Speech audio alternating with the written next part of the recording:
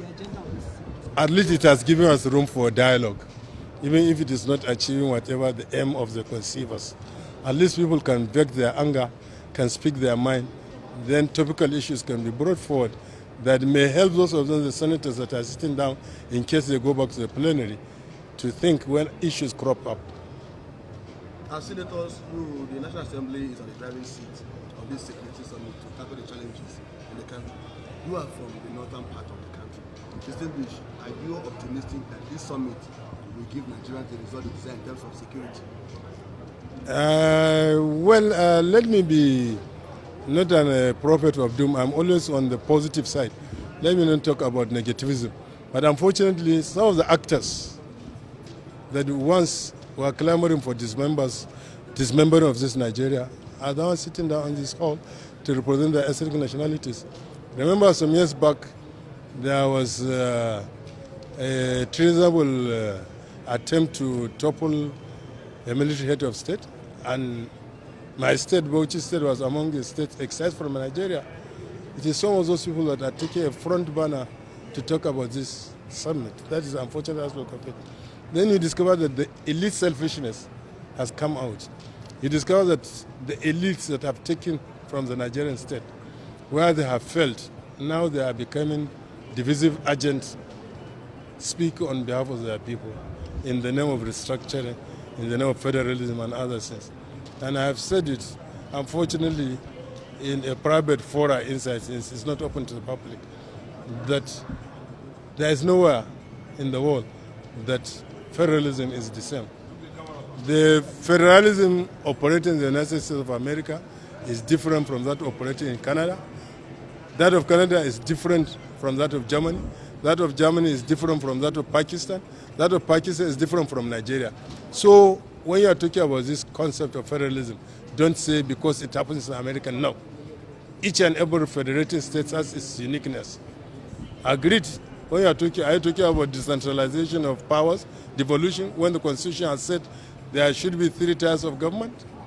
Are you talking about fiscal federalism, why you think that because the revenue formula does not favor you today, or it favors you, or a situation why you think some people are lapping on others, why you think they are parasites because of hydrocarbon oil? Or are you thinking that in this 21st century, when we are talking about forwardness, you want us to go back to the 50s, when we are talking about regions? After all, even when you are talking about ethnic nationalities, Nigeria was conquered by the British, not in terms of ethnic nationalities. And when you are talking of ethnic nationalities, if you read history, you discover that the Yoruba nation has the Alafinet kingdom, it has the Ife kingdom, it has the Ekitis, you have down to the Egba kingdom, the Okeones and other things. What ethnic nationality are you trying to talk about? Go to history, the Igbo nation. Are you talking about the kingdom of the Arondosgus, or is it the Inewi kingdom? Or Ahafia kingdom and other things? Or the autonomous communities and other things? So you see, the elites, when we fail our people, when we are having it, when we are in the public service, I don't know you are a Yoruba, I don't know I'm a Hausa man, I don't know you are a Christian, I don't know I'm a Muslim. But once we're out of it, we discover that what do? We resort to ethnic and primordial sentiments just for us to be carried along. But when we're inside that saddle, we're not thinking that way. Okay, distinguished, finally for me, please, from the way you're talking, I want to find out, is it that you're not favorably disposed to the issue of restructuring, as some of the people you're talking about, the elites, are clamoring? No, I don't have fear of any restructuring. As somebody coming from Bauchi State, after all, if you look at it, my constituency has a large population that is greater than so many of these states. I have a very land mass that is 3 times some of these states. I have the population. I even have the hydrocarbon oil. I have abundant sunlight. When we are talking of alternative energy, I have abundant wind. When we are talking of alternative energy, I have abundant solid minerals. Why must I be fearful of restructuring?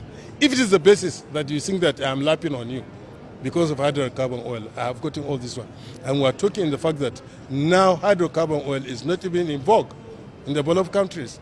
We are talking about alternative energy, and I have all the potentials in terms of the population, in terms of the land size, in terms of the sunlight, in terms of the wind and other things. Why must I be fearful? So what are you advocating? What I'm advocating is that there must be equity and justice within the Nigerian state. I don't want us to go back to the Hobbesian state of nature.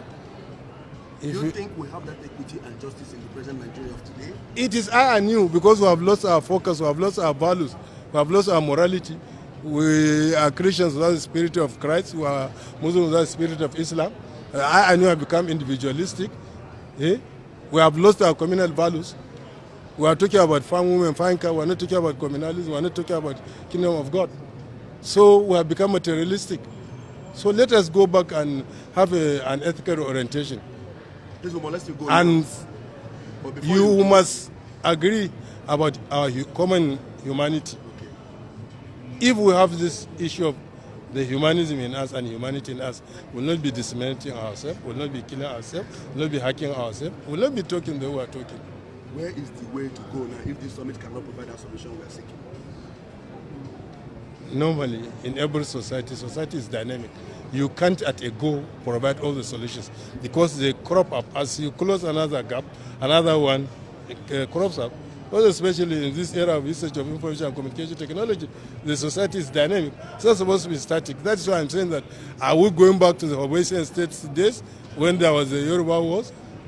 Quite of recently, we discovered when some states were created last within the Igbo land, they chased away some of the workers, say, go back to your state. But today they will talk about Igbo nation.